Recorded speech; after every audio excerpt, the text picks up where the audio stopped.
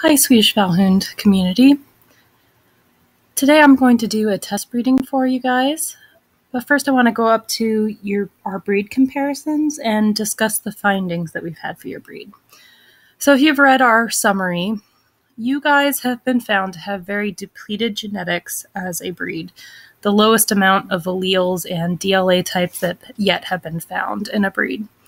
But you're relatively well distributed, meaning that the genetics you have in this population that we tested are relatively well distributed. And what do I mean by that? So these two columns show you how many alleles are effectively contributing to your population versus how many alleles does your population have. And if you look at all the different breeds, the lower this number, the more bottlenecked the breed, the lower this number in comparison to this number. So if we go all the way down to you guys, you have a very low number here, but your number over here, like we said, overall as a breed, you guys do not have a lot of different genetics within your gene pool, but what you do have is fairly, very well distributed, meaning that these genes are being shared among all your dogs. So we want to get this number as high as possible, as close as possible to this number. And as a breed, you guys are actually fairly well distributed. And you're very similar to our Shiloh Shepherd population. Now, Shiloh Shepherds have more DLA types. You guys have the lowest amount of DLA types of any breed. And see, I wrote over here, the three least common are the class 1 haplotypes 1009 and 11D79, and the class 2 haplotype 2022. Now, class 1 DLA is cell-mediated immunity area of the DNA, and class 2 is the antibody-mediated immunity. So we want to try to keep those DLA types that are not well represented in your breed pool.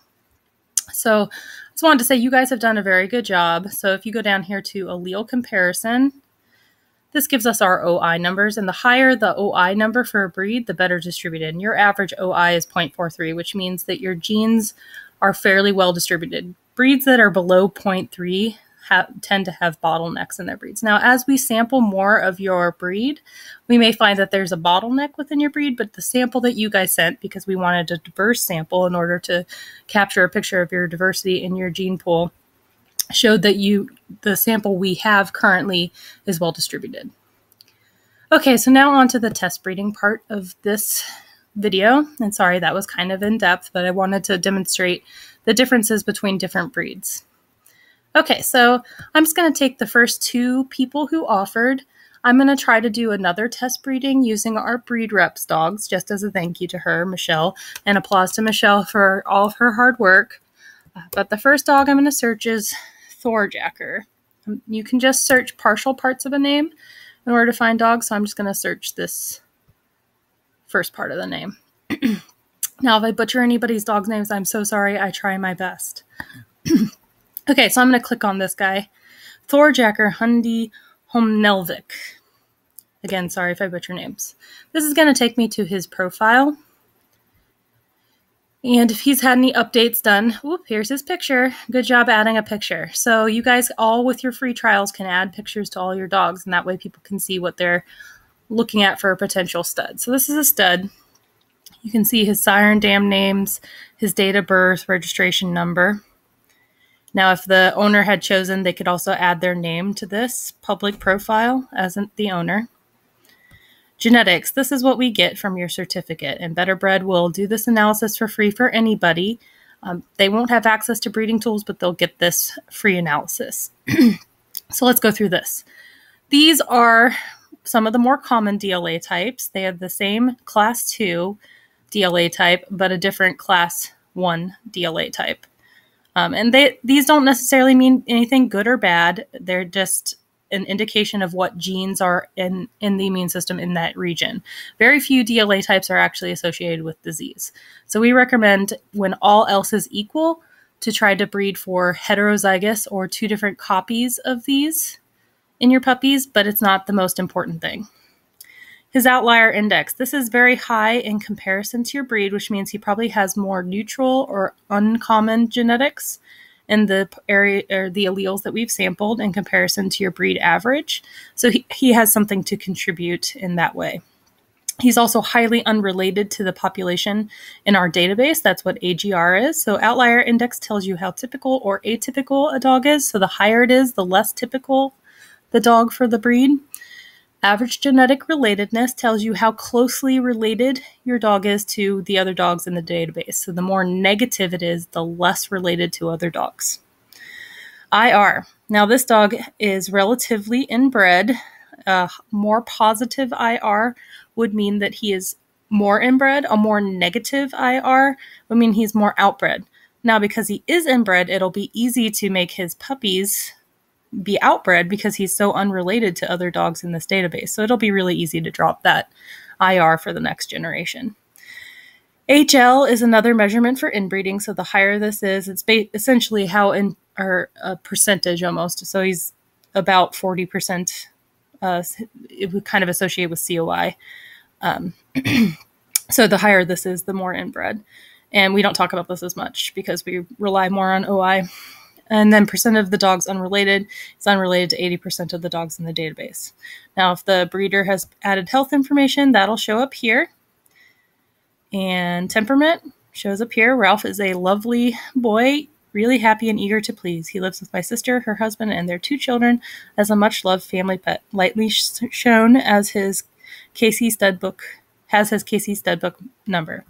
And then appearance, he's gray. Now, since the owner hasn't added their name, you can email them through our system. That way you can hook up with the owners despite not knowing exactly who they are. All right, so going up here to the breeding tools. We have many different options for selecting for a breeding mate. OI will search for dogs that are very atypical for your population. So it'll still create categories for how closely related, but it'll preference also OI. Same thing here. It'll sort by categories, which we'll talk about in a moment, but it'll sort within the categories for AGR, meaning dogs that are less related to other dogs in the database. And these two things inversely correlate to each other, so it's kind of these are similar. Sorting by genetic similarity between mates. This will not put any ranking. It'll just rank by categories and dogs that are unrelated, which both these do too. And then potential breedings by color if you're breeding for specific colors, which I don't think we really do in Swedish Valhounds. Now, you can also individually compare him to other dogs using our comparison tool. So I'm going to go to potential breedings by genetic value to the breed, and we're going to see what females from the I'm going to butcher you guys' kennel names. I don't even know if I want to say it, but let's see. Feuervale. I'm so sorry. Okay, so all the dogs in this database are owned by Claire, so I am just going to pick the least related one. So if we go up here to the top, first I'm in it. Okay, so the least related one of the Feuervale's Life on Mars is the least related female in this database. All these numbers are this female. So this is her outlier index. This is her, let's see, her average genetic relatedness, so she's fairly related to other dogs in this database. And this is her IR, so she's slightly over 0. The more you want this to be more negative. So we are breeding her to an unrelated male. So I'm going to select 3,000 simulated puppies, and our system's really fast now, so I just go ahead and select the maximum. And this will give you the most accurate litter predictions. So let's go up to the top and talk about these categories. Category 10 is unrelated, all the way down to category 1, which is identical twins, which happens very rarely in dogs. We've not yet seen one. Category 2 would be parent offspring or full siblings. Category 3, sibling, 3/4 siblings or sibling cousins. Grandparent, grandchild, half siblings, all the way up. So here's category 5. The closest relative to him is Valhalla, Badalin, Kisses of Fire. So all the way up. So usually what we recommend is category 6 and up. The reason being, the lower you get, obviously you're closer related, your IRs will get higher and higher. And in this population, I've not really looked at what happens at category 6. It probably actually would be fairly high. So you might want to stick to these higher categories. But so you go back to category 10. These are all equivalent of unrelated within your population. Now, if we threw a, I don't know, say standard poodle into this population, all these dogs would seem super related because we would have added a dog that is very, very unrelated. So only the poodle would be out here and you guys would probably all be over here. So this is all relative to your population. What dogs are the least related within your population? So likely when we go to this litter summary, so it's done, we'll still see that the IR could get high. So let's see the litter summary. And you can also go to analysis, and this will give you much more information, much more in-depth analysis. But what I usually do in these test breedings is go to the litter summary. And what I recommend people do is you can take a screenshot of this and share it, or you can just share the link. You can copy and paste the link and share it to people, but I just take pictures and post it on Facebook so people can look at this as one big photo. But okay, so here's our kind of certificate thing. So you can see what the DLA types would be in this litter. This 1009 and 2022 was one of the rare DLA types we'd mentioned. And there would be homozygous for 2053 at every other region, but there would be chances for heterozygous puppies too. So, and this dam has one of the rare haplotypes. But again, this is one of the least things. You should consider this last, only if everything else is equal in the litter, because we want to make sure we are selecting for different genetics genome-wide, not just in the DLA type. So that's where we come over here to outlier index. So your breed average, if you recall, is actually fairly high. It's around 0.4 something, I forget now, even though I just talked about it. But this average litter is higher than your breed average. And here you can see where puppies will fall. So your lowest is 0.29, but you have all the way up here, you can get all the way up to 0.92, which is really, really high potential. But look, the likelihood of that is very low. So you're more likely to fall in this region. So there's your minimum to maximum.